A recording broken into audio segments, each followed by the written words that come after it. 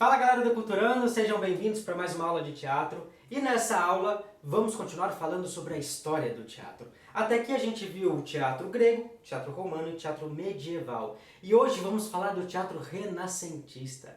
O teatro renascentista foi um movimento que começou a acontecer no fim da Idade Média. E também o teatro acompanhou essa evolução do pensamento humano.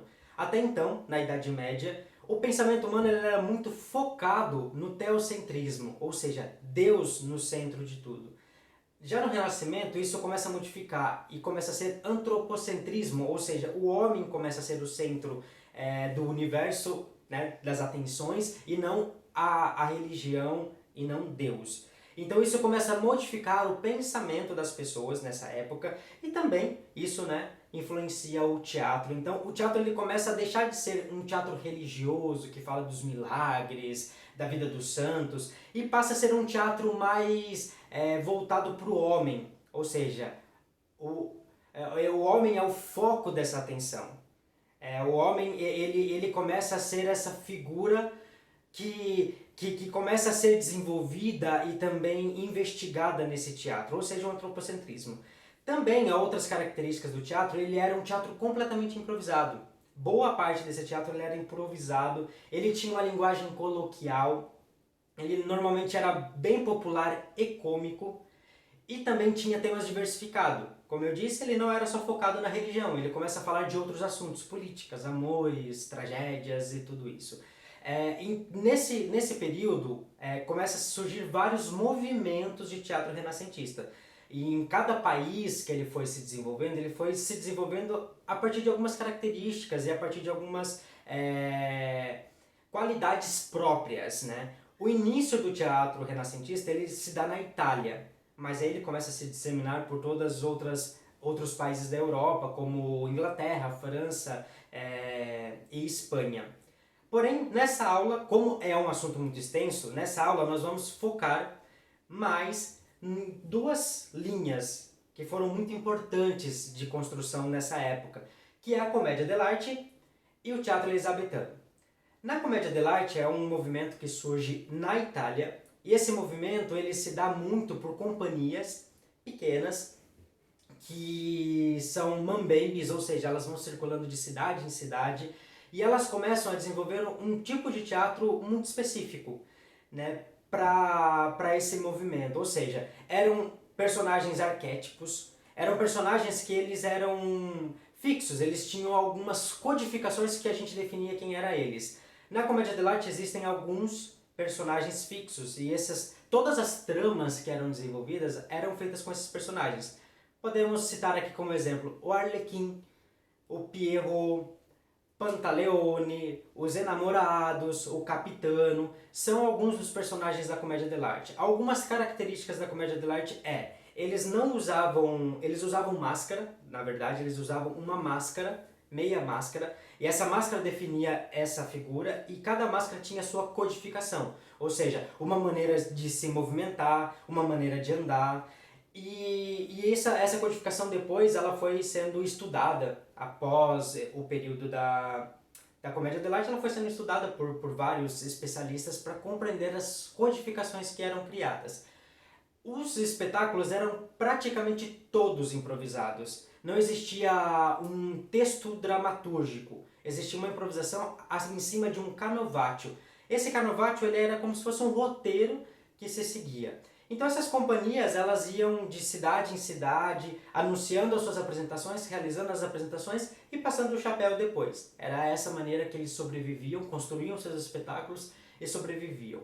Um desafio para essas companhias era a língua, porque mesmo quando elas circulavam dentro da Itália, existiam muitos dialetos diferentes em cada região que eles iam. Então eles começaram a criar espetáculos que eles eram mais corporais do que propriamente na fala. Existia uma fala que muitas vezes era como se fosse um gramelô, uma mistura de vários idiomas que eles falavam, mas principalmente o que fortalecia o trabalho deles era o trabalho físico. Então como que esse corpo se desenvolvia em cena e demonstrava para aquelas pessoas que assistissem e se identificavam com aqueles tipos. Isso foi um pouco do que aconteceu na Itália com a comédia dell'arte, que até hoje ainda é muito explorada e muito investigada. esse movimento, porque foi muito importante. E muitos dizem que ele foi o início, ele foi o início do teatro moderno, ou seja, essa questão do improviso, a questão do trabalho corporal e tudo mais. Depois a gente pode, num próximo vídeo, especificar e aprofundar um pouquinho mais somente na comédia dell'arte, para que vocês entendam um pouco que é um universo fascinante e com muitos detalhes. Partindo agora para o teatro elisabetano. O teatro elisabetano ele acontece nesse período do Renascimento na Inglaterra. E por que teatro elisabetano? Porque era sobre o reinado da Elizabeth I.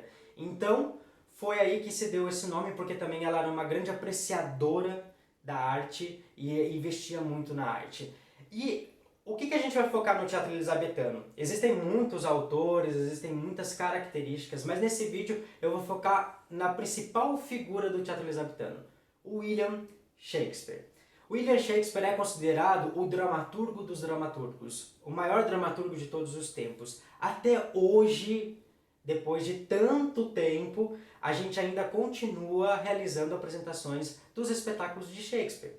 Shakespeare ele começa a desenvolver o seu trabalho com o teatro em Londres, em uma companhia que existia, e aí nessa companhia ele começa a se desenvolver enquanto artista escrevendo as peças dele. E a primeira peça que ele escreve já começa a ter um sucesso.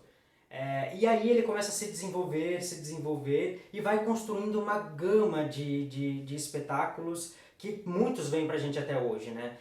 Tem aproximadamente aí entre 30 e 40 peças e espetáculos que veio pra gente dessa época de Shakespeare. E Shakespeare começa a revolucionar essa maneira de fazer teatro. Então, Shakespeare tem vários períodos, e a gente, como eu disse também na Comédia dell'arte, a gente pode fazer depois um vídeo focando em todos os detalhes de Shakespeare.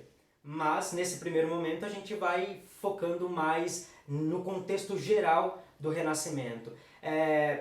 Ele começa a revolucionar tanto na sua forma de escrever tragédias, nas suas formas de escrever comédia, e também uma coisa interessante que foi nessa forma de mesclar. Ele começou a ter espetáculos que ele misturava um pouco de tragédia e comédia nesse mesmo universo, até uma coisa que era até então que não era feita. Existiam os espetáculos trágicos e os espetáculos cômicos.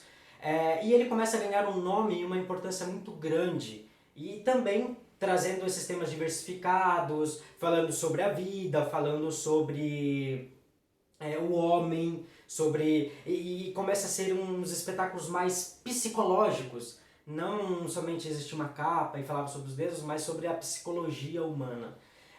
Shakespeare escreveu muitos espetáculos, entre eles os principais Hamlet, Otelo, Macbeth, Sonho de uma Noite de Verão, A Tempestade e muitos outros. Quem nunca ouviu dizer da frase ser ou não ser, eis a questão. Então essa é uma frase muito clássica que vem de um espetáculo de Shakespeare que é Hamlet.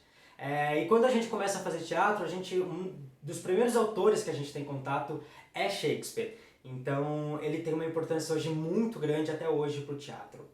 Legal, galera? Esse foi mais um vídeo nosso.